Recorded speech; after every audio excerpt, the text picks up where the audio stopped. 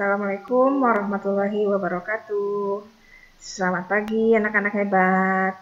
Ketemu lagi dengan pembelajaran PPKN kelas 7 bab 2, melanjutkan dari materi minggu lalu yaitu norma. Nah, untuk hari ini kita belajar keadilan. Nah, kenapa keadilan ini harus kita pelajari?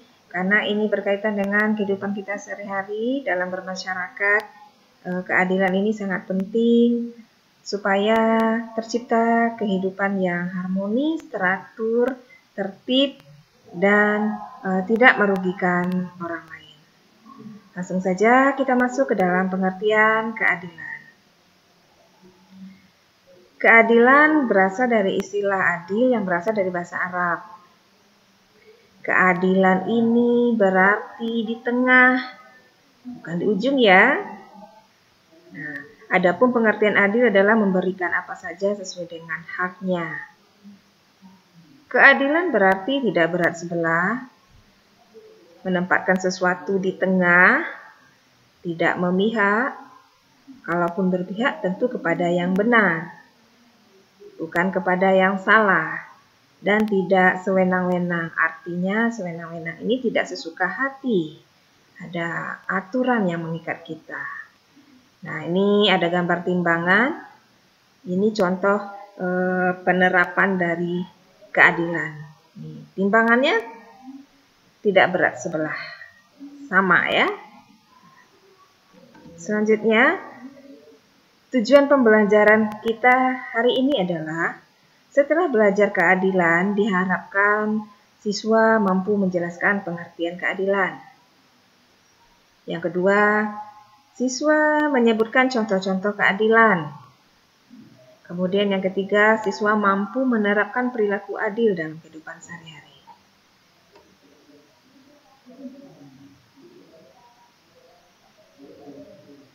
Nah, keadilan ini ada berbagai jenis, ada 6 keadilan.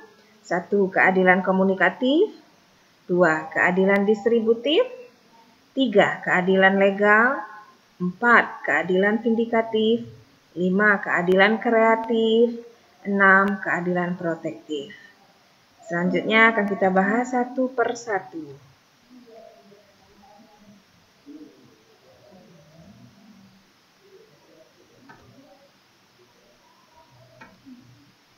Pertama, keadilan komunikatif. Keadilan komunikatif ini artinya, intinya adalah bersikap sama kepada semua orang, tidak melihat dari segi manapun. Contoh keadilan komutatif ini adalah siswa memperoleh hak dan tugasnya sebagai pelajar sama seperti pelajar lain, tanpa membedakan kepintaran, baik buruknya maupun kaya atau miskin. Maksudnya di sini adalah siswa sama-sama memperoleh haknya dalam pendidikan.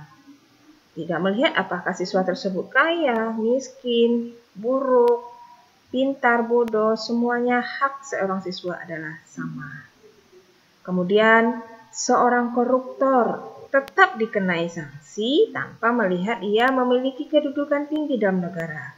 Baik itu presiden, menteri, atau DPR akan tetap dikenai hukuman bagi yang melaksanakan pelanggaran. Tentu setimpal sesuai dengan mekanisme hukum yang berlaku. Nah, di sini ada gambar-gambarnya, contohnya. Nah, ini tadi contoh yang pertama, siswa memperoleh haknya. Ini adil nih bagi semua siswa. Kemudian ini juga bersikap adil kalau seorang yang melanggar hukum juga dihukum sesuai mekanisme hukum yang berlaku, baik dia presiden, menteri, atau pejabat sama-sama dihukum. Ini keadilan komunikatif, sama kepada semua orang.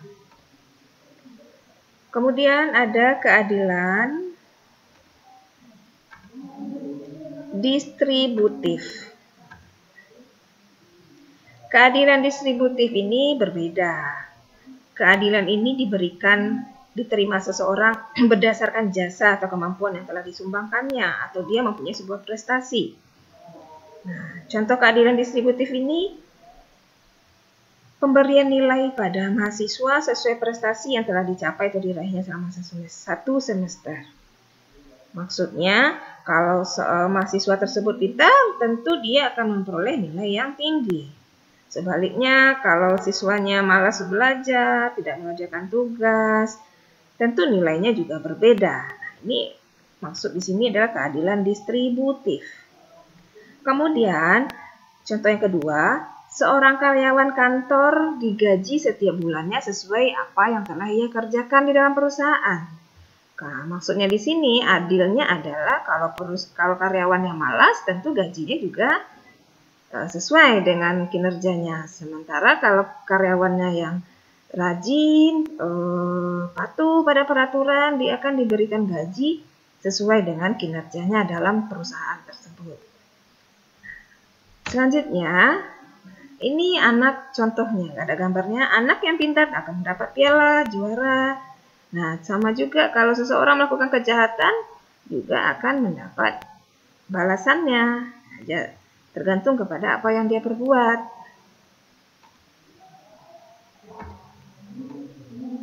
Kemudian ada keadilan legal. Kalau kita berbicara legal, artinya ini ada hukum. Ada hukum, ada di sini ada gambar rambu-rambu lalu lintas ini, ada lampu merah, ada lampu, ada stop dan sebagainya. Dan di sini ada Pak Polisi yang sedang memberhentikan. Patuhi rambu lalu lintas. Nah, ini penyampaian kata Bapak Polisi. Nah, jadi intinya adalah keadilan legal ini artinya ini menurut undang-undang. Ada undang-undang yang mengaturnya. Karena kita wajib patuh. Karena ini sudah ada hukumnya. Nah, contoh keadilan legal ini yang ada hukumnya. Semua pengendara wajib menaati rambu-rambu lalu lintas. Kalau kita melanggar ada hukumannya. Nah, ini contoh keadilan legal. Kemudian ada keadilan vindikatif. Nah, di sini ada gambar guru memarahi murid.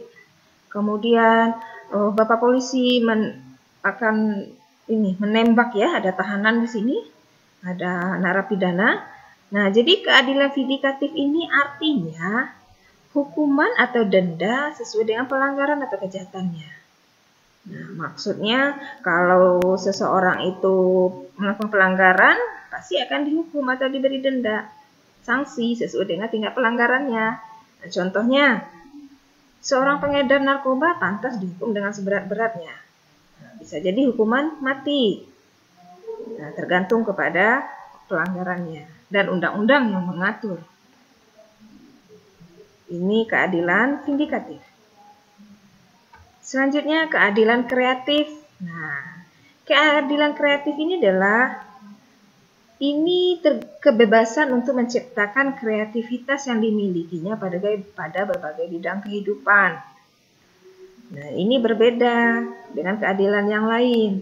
Contoh keadilan kreatif ini adalah penyair diberikan kebebasan dalam menulis, bersair tanpa intervensi atau tekanan apapun.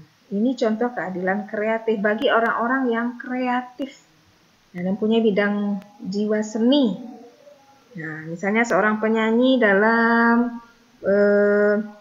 menciptakan sebuah lagu. Nah, ini juga termasuk keadilan kreatif. Nah, ini ada ini gambar pertama nih seorang penulis dan kedua ini seorang penyair.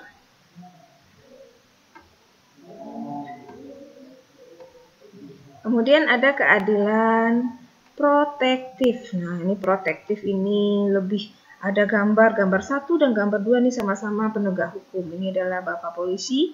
Nah, jadi di sini keadilan protektif ini memberikan penjagaan atau perlindungan kepada pribadi-pribadi dari tindak sewenang-wenang oleh pihak lain. Ini kita diberikan perlindungan dan penjagaan oleh orang-orang yang berbuat jahat kepada kita. Siapa yang melindungi kita? Nih, aparat kepolisian. Contoh keadilan protektif ini adalah polisi wajib menjaga masyarakat dari para penjahat. Nah, hakikat keadilan dalam Pancasila, Undang-Undang Dasar, dan GBHN.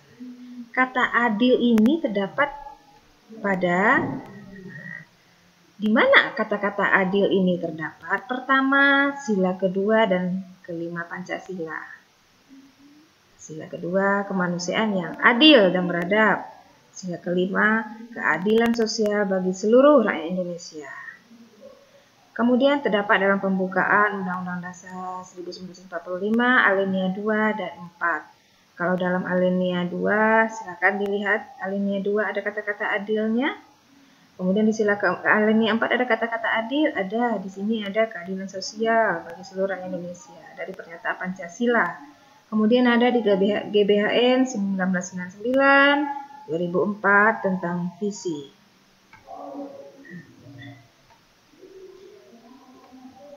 Ciri-ciri adil itu adalah adil artinya tidak memihak, sama hak, bersifat hukum, sah menurut hukum, layak, wajar secara moral, dan benar secara moral. Inilah ciri-ciri adil.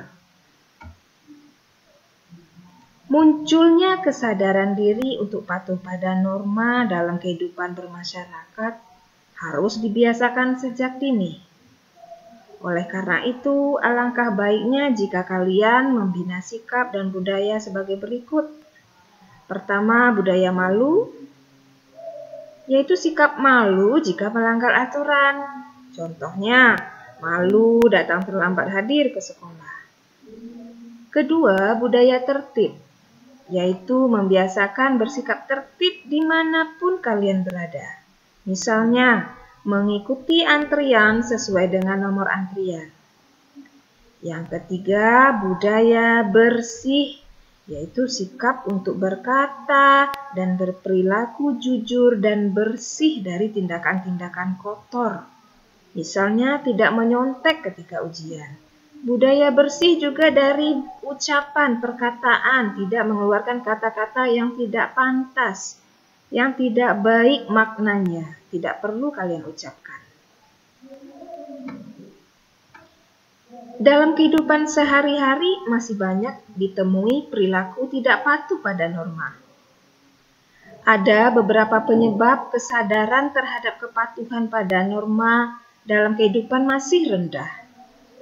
Penyebabnya adalah, pertama, faktor pribadi, yaitu berkaitan atau sifat dan karakter dalam diri sendiri yang belum memiliki kesadaran berlaku taat aturan.